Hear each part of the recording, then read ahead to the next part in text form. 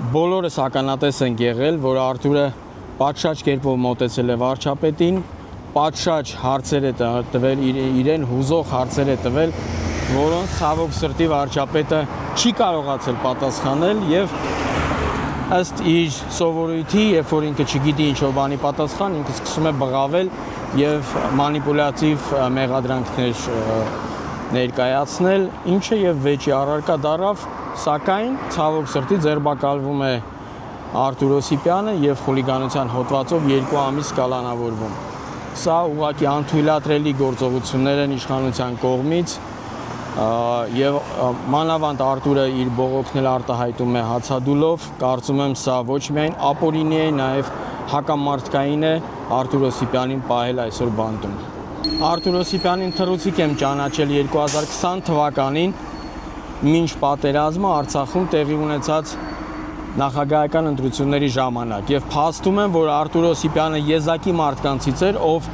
ընդդիմացել էր Արցախյան ռեժիմին եւ նա այն ժամանակ էլ աղաղակում էր, որ Արցախը վտանգված է, եթե ընտրվի Արայիկ Հարությունյանը։ Իր մարգարեությունը, իր նախատեսված, իր քաղաքական վերլուծությունը ճշմարիտ էր եւ այսօր մեղադրել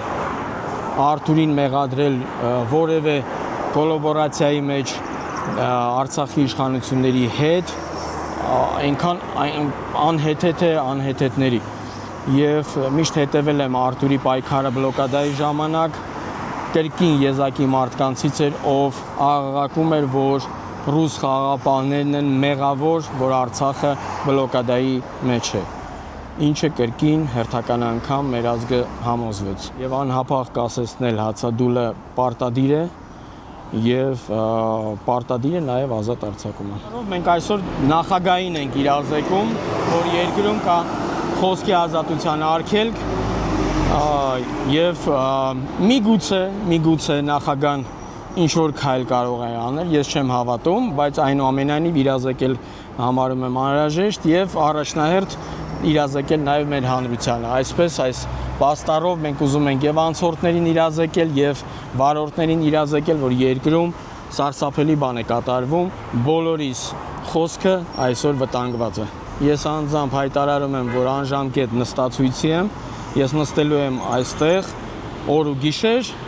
մինչև այս հարցը չլուծվի։ Նիկոլ Փաշինյանը եւ որոշ այլ խմբի անդամներ ուղղակի բարոյական նորմերից զուրկ մարդիկ են։ Ներողություն կարող է խնդրել եւ սխալը գիտակցել եւ դրա համար ներողություն խնդրել կարող է միայն բարոյական մարդը, արժե համակարգ ունեցող մարդը, պահանջել ուխտից, որ ինքը ծառը բարձրանա, դա հնարավոր չի։ Ես հասկանում եմ մարդկայնորեն Արտուրին, ինքը շատ սկզբունքային տղա է, շատ ազնիվ ու պարկեշտ մարդ է,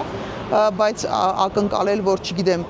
ներկած զեբրը կարա լուրջ ինչ-որ դերակատարում, հա, ներկած էշը ներողություն զեբրը դեր կարա խաղա, դա անհավանական բան է։ Հետևաբար մենք բոլոր ջանքերը պիտի ուղղված լինեն խնդրել Արտուրին դադարեցնել, լսել մեզ դադարեցնել հացադուլը, որտեղ հանցավոր ռեժիմների համար մարդը որևէ արժեք իրեն չի ներկայացնում։ Այդ առաջի փուլը, երկրորդը պահանջել իշխանություններից անհապաղ դադարեցնել այս հետապնդումները, դա զուգահեռաբար տեղի ունեցող process-ներ են լինելու, բայց այս երկրում սահմանադրության համաձայն կան իրավունքների եւ ազատությունների երաշխավորներ եւ այս նախագահան, այդ թվում նաեւ այս նախագահան ինքը եւս հանդիսանում է երաշխավոր մեր բոլորի յուրաքանչյուրի իրավունքների եւ ազատությունների, ոչ թե օրվա իշխանությունների կապրիզների սպասարկող Եվ ակնկալիք ունենք, որ գոնե պատուհանից, եթե աշխատանքի առհասարակ գալիս է, որտեղ ես չեմ հասկանում, ինքը գալիս է աշխատանքի, չի գալի, ինքը կա, չկա, բացի պանիխի դա գնալուց ֆոտո անելուց, ուրիշ ինչ որ կամ ինչ են անում, ուրիշ գործառույթ ինքը իրականացնում է, թե չէ։ Հետևաբար ես ակնկալիք ունեմ, որ օրերից մի օր կգա աշխատանքի, իսկ մսա լինելու է շարունակական, ստիպված է լինելու բախվել նրա հետ, որ այստեղ կան մարդիկ, որոնք որ Իրանից ակնկալում են եւ պահանջում են իրականացնել իր սահմանադրական պարտականությունները։ Քաղաքապետարանին հայց ենք ուղարկում, որ այստեղ կարողանանք վերատեղադրել գիշերը անցկացնելու համար։ Այս QR-ը տանում է դեպի հարցարան Google Forms, որտեղ վերևի description բաժնում նշված է, որ կարան միանան Telegram-յան ալիքին, որտեղ կլինեն պարբերաբար հարմարություններ, իսկ ընդհանրապես նաև այնտեղ նշված այն ինչ որ տարբերակներ, ոնց կարան աջակցեն այս ամեն ինչին։